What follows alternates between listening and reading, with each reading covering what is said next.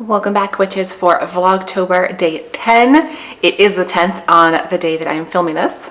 Filming this in the morning, and then I am off to go do bad stuff.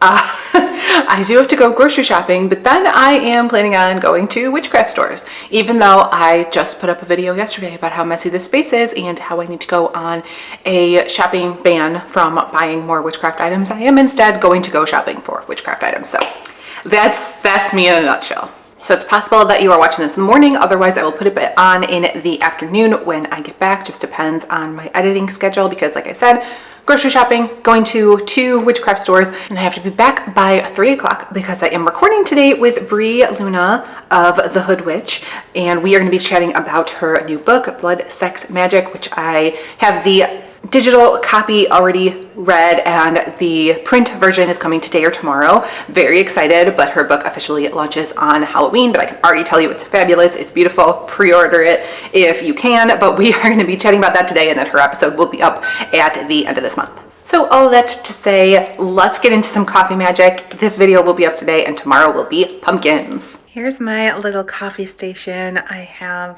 the Nespresso. This is the Virtuo Pop, and I got this over at Target. I got a little stand to put the pods in. I have some to-go cups there for when people are over, and this is one of my standard white mugs.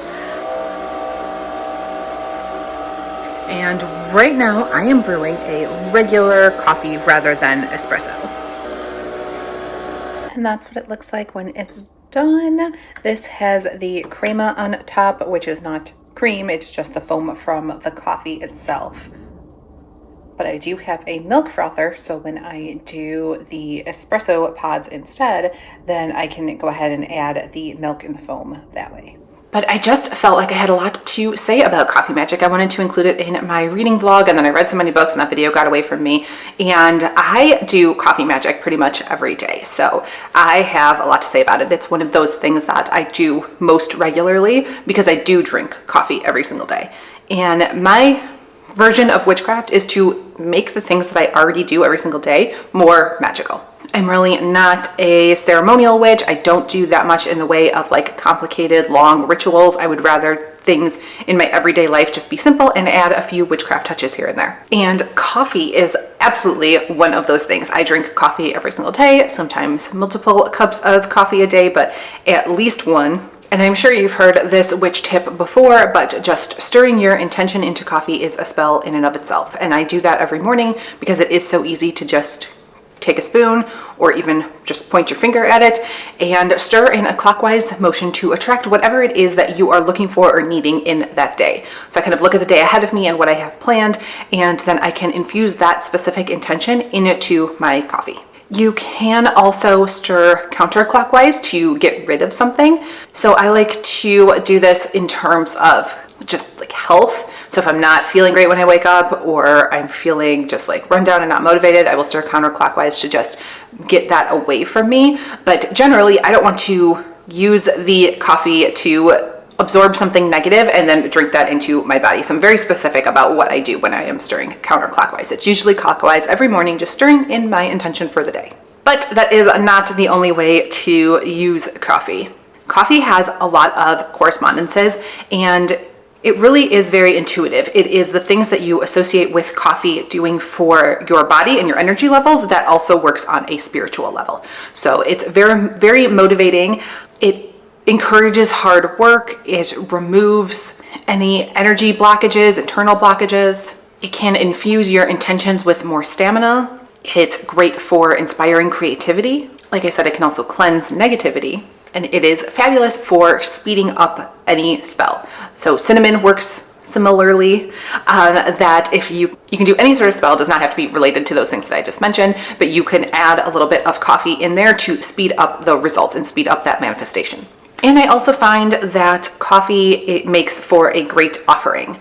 Spirits tend to be attracted to those strong smells and tastes, and just as they did in life, a lot of spirits in death appreciate that coffee. So if you are reaching out to your ancestors that particularly loved coffee, that is a great offering to just make a little cup for them as well. Given all of those various options for coffee, there are a lot of ways that I use coffee in my spell work. Like I said, the morning intention is the most popular one, and I also like to add in herbs. You can use cinnamon, nutmeg, allspice, cloves. You can use pumpkin pie spice because that's all of those in there, and add that to your coffee as well. That's like the added boost of intention. And when I am adding those things in, I like to also draw in a sigil. So it's not just stirring clockwise. I am using my spoon to make a sigil. You can see that I am doing the pentagram, but you can do anything that you want. As far as brewing cups of coffee goes, you can also do coffee scrying. This is more popular with tea, but coffee is absolutely an option. And I have been looking more into this and doing more of this after I talked about it on the podcast episode with Caleb. So if you have already listened to that, Caleb will actually be back again next week, and we're going to chat about crystal balls because we are just covering all of the divination options, but we did talk about tea leaf reading, and in that one he was like, you can use coffee as well. And I was like, let's try this out. So coffee scrying can be done in a number of ways. One popular way is to just use black coffee as sort of that mirrored surface. So a lot of people will use a black screen, like your phone screen or the TV when it's turned off, and use that black background. Some people will pour water onto a painted black mirror or regular mirror and use that sort of surface to scry into, similar to a crystal ball where you're staring at that surface and waiting for images to come to you. Like I said, more on that next week with Caleb. And coffee makes that nice surface as well. I like to just make a cup of black coffee and then do this at night and go into a dark room and light a candle and allow that candle flame to bounce off the surface of that coffee and figure out what images are coming to me in that. But you can also scry with coffee grounds in the same way that you do with tea leaves. I personally cannot have any sort of little grounds still in the coffee and then drink it and they're in there. The texture of that would drive me crazy. But something that you can do if you have a coffee maker or a French press is that after you are finished with your coffee, you can leave just a tiny amount in there and then physically add in a little bit of the coffee grounds from your coffee maker or your French press and add those into the cup, and then use the coffee to swirl that around and see what sort of images and patterns come to you in the same way that you are reading tea leaves. And I like to do this multiple times. So I swirl the coffee around and then stop and see what the image is, do it again, see what the next image is, and while I am thinking about a specific intention or asking a specific question related to a particular area in my life, and then seeing what images come and doing like a reading from that. And the last thing that I like to do is specifically when I am making an espresso and doing some sort of latte and having milk in there, my machine will brew the espresso and then I will steam the milk and pour that in. And as I pour that in, since I am not any good at latte art and making anything specific, I kind of just dump it in. Different images and patterns will emerge when I do that as well. So I like to then look at the top of that as the milk is going in and seeing what sort of images come from that. All of them are really fun practices. They don't take too long, and coffee in general is just a great way to start the morning and tap into everything, because like tea, you are using all four elements to make that cup of coffee. There's the water, the coffee beans themselves are the earth element, you have the fire element from heating it up, and then you get the air element with the steam. The scrying can just be a fun bonus on top of that. But once you are done with your morning rituals, your morning intentions, maybe you're scrying, there are so many uses then for those coffee grounds. So don't get rid of them.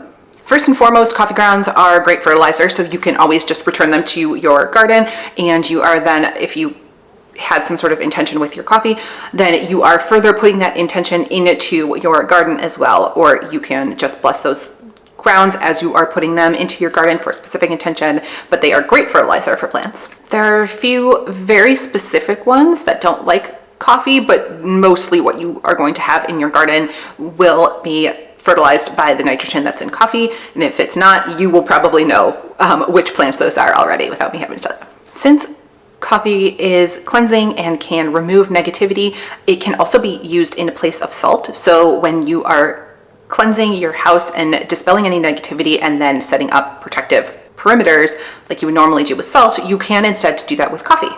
A lot of people like to do that, especially in doorways and front steps or perimeters of your home, because you don't always want to put salt outside because that can be harmful to the environment and animals. So you don't want to have like high concentrations of salt outside. But coffee is a great alternative for that. And in that same way, it can also be used as a scrub for your skin, mixed with a little bit of a carrier oil. Coconut oil is really great for this. And that can be a very intentional part of your shower or bath routine, is to use that as a scrub to physically clear off any dead skin cells, but also to energetically remove any negativity or blockages and wash those away. And then, like I said, you can use coffee in any sort of spell work to speed it up. So you can absolutely use it for its properties of energy and motivation and fire element, and include those in your spell bags or candle dressing. And it can be used to speed up any spell. And if you aren't able to include the grounds in your spell, you can always dip a little paintbrush or your finger into a cup of black coffee and use that to paint a sigil onto a piece of paper and include that within your spell as well. So those are all of my tips for coffee magic. Let me know if you include coffee in your spell work or if it is part of your traditional morning routine. I would love to hear how you use coffee, coffee grounds, coffee beans. That's everything that I have for coffee magic today. I will see you tomorrow for pumpkin magic.